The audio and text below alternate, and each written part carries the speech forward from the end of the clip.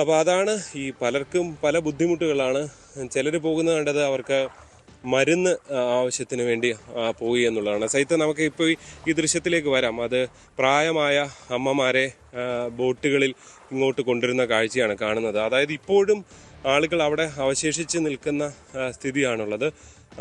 അവിടെ നിന്ന് ഈ ബോട്ടിൽ ആളുകളെ ഇങ്ങനെ പതുക്കെ വീണ്ടും കരയിലേക്ക് കൊണ്ടുപോവാണ്. അതിൽ പ്രായമുള്ള ഒരു അച്ഛനും അമ്മയും ഒക്കെയാണ് നമുക്ക് ഇവിടെ നിന്ന് കാണാൻ സാധിക്കുന്നത്. അതായത് ഈ ഒരു ദുരിതം അങ്ങ് ഇറങ്ങിപ്പോകും എന്നൊക്കെ പ്രതീക്ഷിച്ചിരിക്കുന്നവരാണ്. പക്ഷേ ഇന്നിപ്പോൾ കുറച്ച് മുമ്പും അതിശക്തമായ മഴ പെയ്തു. അപ്പോൾ അതൊക്കെ ഒരു വീണ്ടും ഭീതി ഉണ്ടാക്കുന്നതിന് കാരണമായിട്ടുണ്ട്. ഇപ്പോൾ പാലയിൽ നിന്നൊക്കെ അപകടനിരപ്പിന് താഴേക്ക് വെള്ളം എത്തിയിട്ടുണ്ട്. പക്ഷേ എന്നാൽ പോലും സാഹചര്യം അത്ര എളുപ്പമല്ല എന്നുള്ളതാണ്.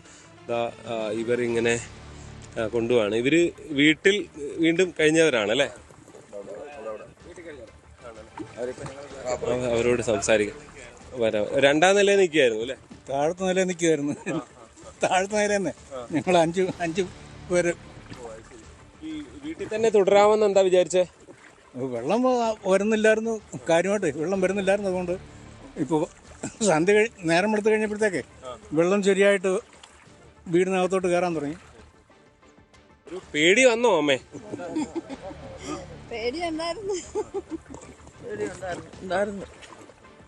ഇതിലൊക്കെ കയറാൻ, ബോട്ടിലൊക്കെ കയറാൻ ബുദ്ധിമുട്ട്.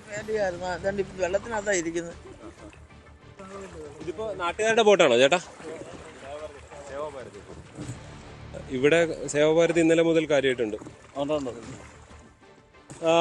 സജിത്ത്, ഇങ്ങനെ ഓരോ പ്രദേശങ്ങളിൽ നമ്മൾ ചെല്ലുമ്പോൾ ഇങ്ങനെ പല സന്നദ്ധ സംഘടനകൾ ഒക്കെ ഉള്ളവരുണ്ട്. എനിക്ക് തോന്നുന്നു ഇവരുടെ കാര്യമാണോ NDRF അല്പസമയം NDRF വരും എന്ന് പറഞ്ഞത് എന്ന് വ്യക്തമല്ല.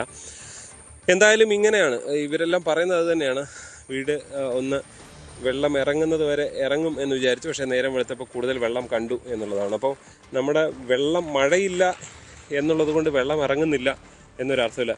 ചേട്ടാ, എന്താ മോട്ടർ പണിയായോ? മോട്ടർ പ്രശ്നമായി, അതാണ് ആ ചേട്ടൻ. ഓ, മോട്ടർ അപ്പം മാറ്റി വെക്കാനാണോ? ഓ, വരും. അപ്പം മോട്ടർ മുങ്ങിയാൽ പ്രശ്നമാവുന്നു. ഓ, ശരി, കത്തിപ്പും. അപ്പോൾ അതാണ്, ഈ ആളുകളൊക്കെ മാറിയിട്ടുണ്ടെങ്കിൽ അവരുടെ വീടുകളിലെ സാഹചര്യം വളരെ മോശം. ഈ അപ്പുറത്തെ വീട്ടിലെ ഇരിക്കുന്ന 2 സ്കൂട്ടറുകൾ അത് വർക്ക് ചെയ്യുന്നതല്ലേ ചേട്ടാ? വർക്ക് ചെയ്യുന്നതാണ്. ഓ, അവരപ്പോൾ വെച്ചിട്ട് പോയതാണോ? അയ്യോ. ഓ, ഇതാണ് സജിത്ത് ഒരു സാഹചര്യം. ഈ വെള്ളം ഇത്ര ഉയരില്ല എന്നൊക്കെ പ്രതീക്ഷിച്ച് വണ്ടി വെച്ചിട്ട് പോയ ആളുകൾ പെട്ടിരിക്കുന്ന സാഹചര്യമാണ് നമുക്ക് കാണാൻ സാധിക്കുന്നത്. അതായത് 2 സ്കൂട്ടറും ഏതാണ്ട് പൂർണ്ണമായും മുങ്ങി നിൽക്കുന്ന ഒരവസ്ഥയാണുള്ളത്. ഈ വീടിൻ്റെയും ഉള്ളിലേക്ക് വളരെ കാര്യമായി തന്നെ വെള്ളം കയറിയിട്ടുണ്ട് എന്നുള്ളതാണ്. ഇതൊക്കെ തന്നെയാണ് ഈ ഇവിടെയൊക്കെ ഈ പ്രദേശത്ത് ഇരുനില വീടുകളുള്ളവരെ സംബന്ധിച്ച് ഒരല്പം ആശ്വാസം തന്നെയാണ് എന്ന് തന്നെ നമുക്ക് പറയാൻ സാധിക്കും. അവരൊക്കെ വീടിൻ്റെ മുകളിലത്തെ നിലയിലൊക്കെ ആയിട്ട് കഴിയുകയാണ് ഇപ്പോൾ ചെയ്യുന്നത്. എന്തായാലും ഈ മഴ ഈ ഒരല്പം ഇപ്പോഴും ചെറിയ ചാറ്റൽ വീണ്ടും വരുന്നുണ്ട്. അതായത് നമ്മൾ ഇന്നലെ വൈകുന്നേരം രാത്രിയൊന്നും പെയ്തില്ല എന്നുള്ളതാണ് ഈ പാലയിലൊക്കെ അപകട നിലയ്ക്ക് താഴേക്ക്. ഈ 2-3 ആറുകളാണ് കോട്ടയം ജില്ലയെ സംബന്ധിച്ച് വളരെ പ്രധാനപ്പെട്ടതായുള്ളത്. ഒന്ന് ഈ മൂവാറ്റുപുഴ ആറ്, ഒപ്പം തന്നെ ഈ മീനച്ചിലാറാണ് വളരെ പ്രധാനപ്പെട്ട ഒരു ജലസ്രോതസ്. ഒപ്പം തന്നെ മണിമലയാറ് കോട്ടയം ജില്ലയെ അത്രയും, മണിമല കഴിഞ്ഞാൽ പിന്നെ അങ്ങ് പത്തനംതിട്ട ആ മേഖലയിലേക്ക് പോകുന്ന നദിയാണ്. അതുകൊണ്ട് തന്നെ അത്രയും ബുദ്ധിമുട്ടല്ല. പക്ഷേ ഈ കോട്ടയത്തിൻ്റെ ഒരു ഹൃദയഭാഗത്തുകൂടി ഒഴുകുന്നത് തീർച്ചയായും മീനച്ചിലാറാണ്. മീനച്ചിലാറിൻ്റെ കൈവഴിയിലൂടെയൊക്കെയുള്ള വെള്ളമാണ് ഇവിടേക്ക് എത്തുന്നത്. നമുക്കിപ്പോൾ ഈ ദൃശ്യം ഞാനിങ്ങ് ദൂരെ നിന്ന് കാണുന്നത് ഇപ്പോഴും അമ്മമാരെയൊക്കെ വള്ളത്തിലേക്ക്, ഇങ്ങനെ അമ്മമാരാണെന്ന് തോന്നുന്നു, അവരെ വള്ളത്തിലേക്ക് കൊണ്ടുവന്ന് വള്ളത്തിൽ ഇങ്ങോട്ടേക്ക് കൊണ്ടുവന്നുകൊണ്ടിരിക്കുകയാണ്. ഞാൻ ഇന്നലെ ഇതിന് കുറച്ച് അപ്പുറത്തേക്ക് കൂടി പോയിരുന്നു. പക്ഷെ അവിടെ അത്രയും വെള്ളം, അതായത് ഇന്നലെ അവിടെ വരെ എങ്ങനെ നടന്നോ അതല്ല അവസ്ഥ. ഇപ്പോൾ തന്നെ കുറച്ച് ഏതാണ്ട് പകുതിയോളം വെള്ളം ഇവിടെ എത്തിയിട്ടുണ്ട്. അതായത് ഇന്നലത്തെ ഒരു ജലനിരപ്പിനെ അപേക്ഷിച്ച് അത്രത്തോളം വെള്ളം കൂടിയിരിക്കുന്നു എന്നുള്ളതാണ് എടുത്ത് പറയാൻ കഴിയുന്നത്. പിന്നെ ഈ റോഡൊക്കെ നമുക്ക് പരിചിതമായ റോഡായതുകൊണ്ട് നമുക്കൊരു വിശ്വാസത്തിൽ നടക്കാം. പക്ഷേ ഇപ്പോൾ ഇവിടുന്ന് ഇടവഴികളുണ്ട്. ഇതിനപ്പുറത്തേക്കുള്ള ഇടവഴിയൊക്കെ നോക്കിക്കഴിഞ്ഞാൽ അവിടേക്കൊന്നും പോയി കഴിഞ്ഞാൽ അവിടെ ഒരാൾ മുങ്ങാൻ തക്കവണ്ണമുള്ള വെള്ളമുള്ള വഴികളാണ്. അതുകൊണ്ട് ഈ പ്രധാന വഴി നമുക്ക് പരിചയമുള്ള വഴി ആയതുകൊണ്ട് നമുക്ക് ഈ വിശ്വാസത്തോടെ ഇതുവഴി നടന്നു പോകുന്നു എന്ന് മാത്രമേ ഉള്ളൂ. നടുവിൻ്റെ ഈ റോഡിൻ്റെ സെൻട്രൽ ഭാഗത്തുകൂടി പൊതുവിൽ ഇത് തന്നെയാണ് സാഹചര്യം. ആളുകളെ വീണ്ടും വീണ്ടും ഇപ്പോഴും മാറ്റിക്കൊണ്ടിരിക്കുന്ന കാഴ്ചയാണ് നമുക്ക് കാണാൻ കഴിയുന്നത്. വള്ളത്തിൽ ഇപ്പോഴും ചില കുട്ടികളൊക്കെ ആയിട്ട് ഇപ്പോഴും വന്നുകൊണ്ടിരിക്കുന്നു. ആളുകൾ ഇപ്പോഴും വീടുകളിലേക്കൊക്കെ പോയിട്ട് വരും. ചേട്ടാ വീട്ടിൽ നിന്ന് വരികയാണോ അതോ വീട്ടിൽ വെള്ളം കയറിയോ? കയറി. മാറിയില്ലേ? മാറിയില്ല. അതെന്താ? ശീലമാണ്. അതായത് വീട്ടില് എത്ര വെള്ളം കയറിയപ്പോ? വീട്ടില് അരയറ്റം വെള്ളമുണ്ട്. ആണോ? അപ്പൊ അവിടെ കുക്ക് ചെയ്യാനൊന്നും പറ്റില്ലല്ലോ? അത് പൊക്കി വെച്ചൊക്കെ ചെയ്യുന്നുണ്ട്. എല്ലാം അഡ്ജസ്റ്റ്മെന്റ് ആണ്. വീട്ടിലപ്പോ അച്ഛൻ അമ്മ അങ്ങനെയുള്ള പ്രായം അമ്മയ്ക്കൊന്നും ബുദ്ധിമുട്ടില്ല. സജിത്ത് അതാണ് അവസ്ഥ. ഇവർ കുറച്ച് കുട്ടികൾ വരുന്നുണ്ട്. നിങ്ങൾ വെള്ളം കാണാൻ ഇറങ്ങിയാണോ അതോ മാറുകയാണോ? ഫോൺ കുത്തിയിടാൻ ഇറങ്ങിയ. അവിടെ കറണ്ട് ഇല്ല അല്ലേ? എവിടെ പോയി കുത്തിയിടുന്നതിന്? സജിത്ത് ഇങ്ങനെയൊക്കെയാണ്. ഇതൊക്കെയാണ് ജീവിതങ്ങൾ.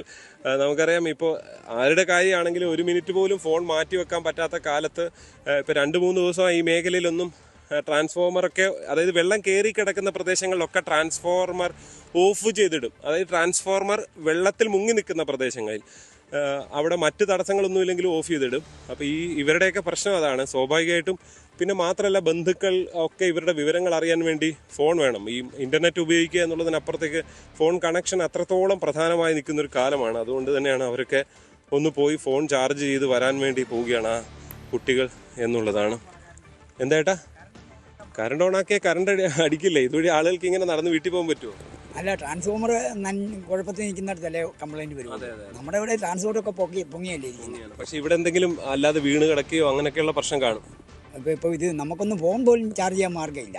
വെട്ടയില്ലാത്ത പിന്നെ പോട്ടെ, വല്ലയിടത്തും വല്ല അപകടമൊക്കെ അറിയുന്നുണ്ടെങ്കിൽ നമുക്കൊന്ന് വിളിക്കുകയോ ബന്ധപ്പെടുകയൊക്കെ ചെയ്യണ്ടേ. വലിയ ബുദ്ധിമുട്ടാണ് കറണ്ട് ഇല്ലെങ്കിൽ. ആ കറണ്ടില്ലേ. എൻ്റെ വീട് എവിടെയാ? എൻ്റെ വീട് ഇവിടെ ചാല അങ്ങോട്ട് പോയിച്ചാൽ വെള്ളം എത്ര കയറി അവിടെ?